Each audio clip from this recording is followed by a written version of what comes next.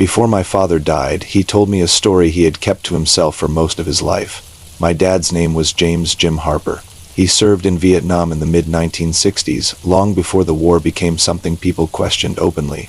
He wasn't the kind of man who exaggerated. He didn't talk about combat much at all. When he did, it was usually practical, factual, short. That's why this story stayed with me.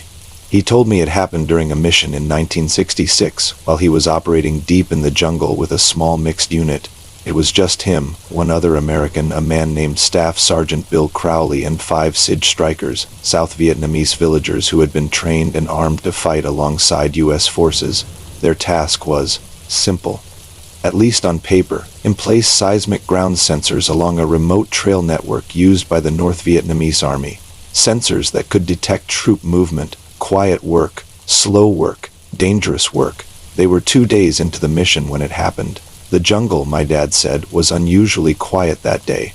Not silent jungles are never silent but calm. The constant background noise of insects, distant birds, the occasional monkey shifting through the canopy. No gunfire, no explosions, no aircraft overhead, just green and heat and waiting.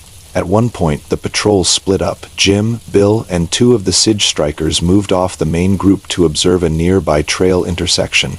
It was a natural choke point, 2 narrow jungle paths crossing at a shallow angle, barely visible unless you knew what to look for. They settled into the brush and watched. 3 hours passed. Then 4, no movement. They whispered back and forth, debating whether to move farther down the trail or pull back and rejoin the rest of the patrol. The air was thick with sweat and rot and the smell of wet earth. Before moving, my dad said he did what he always did. He checked the trail one last time. He shifted forward slightly, easing toward the edge of the brush, careful not to break a branch or crunch the leaf litter. He was just about to step out onto the trail when something caught his eye. Someone was already there, lying just off the path near the intersection. At first his brain rejected it outright. The man was wearing Union cavalry gear, not a costume, not rags, full kit. The soldier was light-skinned black, lying calmly alongside the trail as if he'd always been there. He wore a dark blue jacket, worn but intact, a cavalry hat pushed low, leather gear polished smooth with age. At his sides were 2 pistols. Across his body rested a Spencer rifle, and at his hip, unmistakable, was a short, curved war club, the kind used by Creek warriors. My dad said his first thought was that he was hallucinating. Then the soldier turned his head and looked directly at him. The man smiled, not wide, not friendly, just a knowing, calm smile. Then he raised one finger and pressed it gently to his lips. Be silent. After that, the soldier slowly motioned my dad back, a small, deliberate gesture, telling him to retreat into the jungle. My dad didn't speak. He didn't move suddenly. He simply raised his hand and signaled his men to stay hidden. As he eased backward into the brush, never taking his eyes off the spot, he saw something that still bothered him decades later. The Union soldier did the same thing. He slipped back into the jungle on the opposite side of the trail, moving smoothly, soundlessly, until he vanished. Less than 10 seconds later, the jungle changed. Boots, voices, metal clinking softly. The lead element of an NVA column stepped into the intersection. They passed so close my dad said he could see the sweat on their faces. There were dozens of them. He estimated 70 to 80 soldiers, moving in tight formation, automatic rifles, light machine guns, RPG launchers slung over shoulders. They moved confidently, like they owned the jungle. My dad had no doubt, not then, not ever, that if his team had stepped onto that trail, they would have been annihilated instantly. When the last soldier disappeared into the green, my dad didn't wait. He signaled withdrawal. They moved fast but silent, cutting away from the intersection and regrouping with the rest of the patrol as quickly as possible.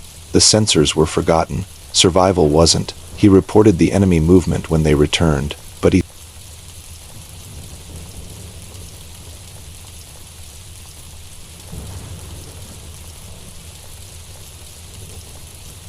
When I was about 7 or 8 years old, my family used to go to this man-made lake in South Georgia during the summers.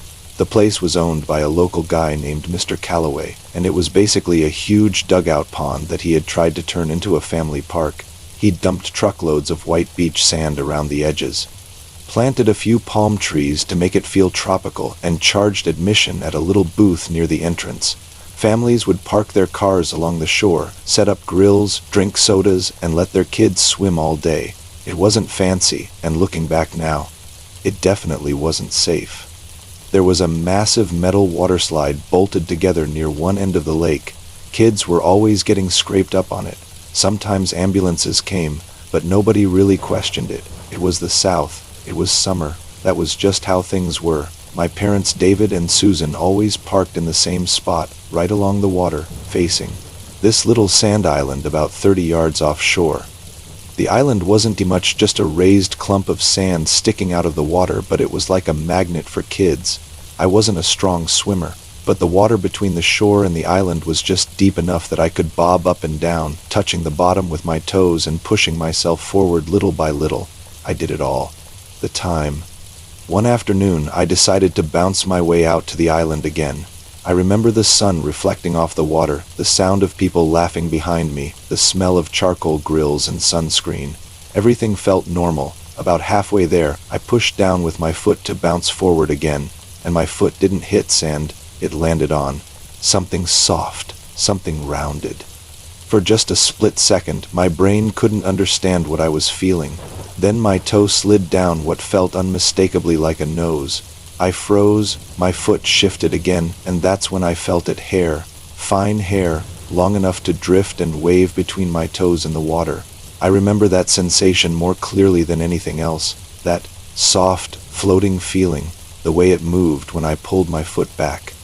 I panicked and flailed back toward shore, barely keeping my head above water.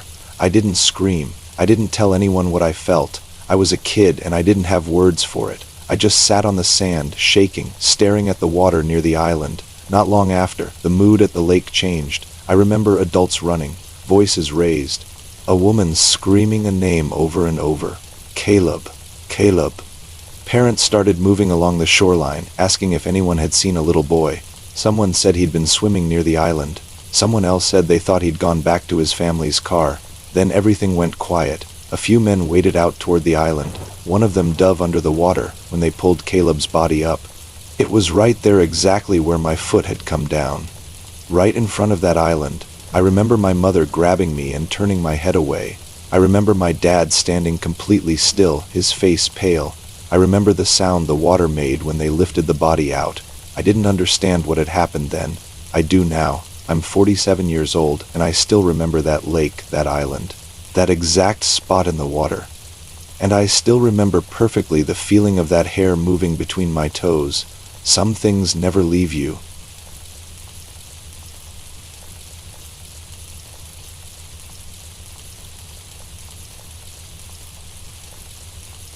A few summers ago, I went for a bike ride around midnight with my friend Evan. It was one of those nights where the air felt heavy but calm, warm enough that you didn't want to go home yet. Downtown was quieting down, the bars closing, the streets slowly emptying. We rode around for a while, just talking and killing time. Nothing felt dangerous. Nothing felt wrong. Eventually, Evan headed off toward his apartment, and I turned toward mine. I only had about 2 blocks left to ride by myself. Normally, that stretch was nothing. I'd taken it countless times, but because of construction, part of the road was torn up, forcing me onto the sidewalk. The sidewalk was narrow and poorly lit, running alongside a row of darkened storefronts. That's when I saw him. Up ahead of me was a man walking alone. He looked to be in his early 40s, scruffy but clean, not homeless, not visibly intoxicated. He looked like someone you'd pass on the street every day without a second thought.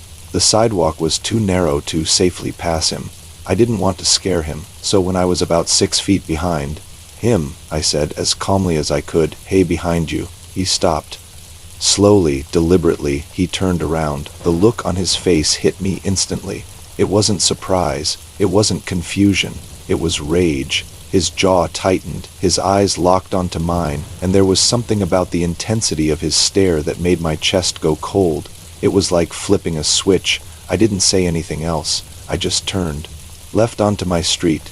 Behind me, I heard him start yelling. At first it was incoherent, just angry noise, but within seconds it turned into screaming. He was calling me a bleep bleep, telling me I was dead, screaming that he was going to kill me. His voice echoed down the empty street, raw and furious, like he'd been waiting for an excuse to explode. I started pedaling harder. My heart was pounding. So violently I felt dizzy. I live right off that corner, just a few seconds down the block, but I was suddenly terrified of letting him know where I lived. So instead of pulling in, I rode past my place and decided to loop around the block. I told myself I was being paranoid. I told myself he'd calm down. He didn't. As I came back around, I slowed just slightly and looked down my street. That's when I saw him.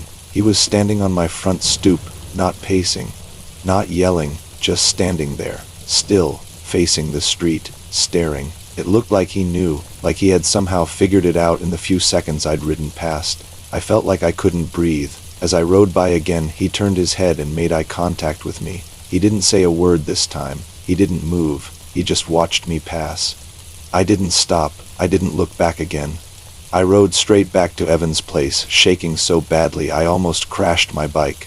I texted my mom, Karen, as soon as I got there, trying to explain what happened without sounding hysterical.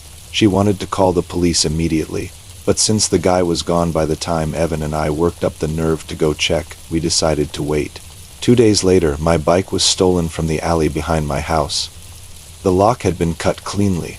The police couldn't prove it was connected, but deep down, I know the worst part isn't what he said or how angry he was. It's how quiet he became once he was standing at my door, like he didn't need to scream anymore, like he already knew exactly where I lived.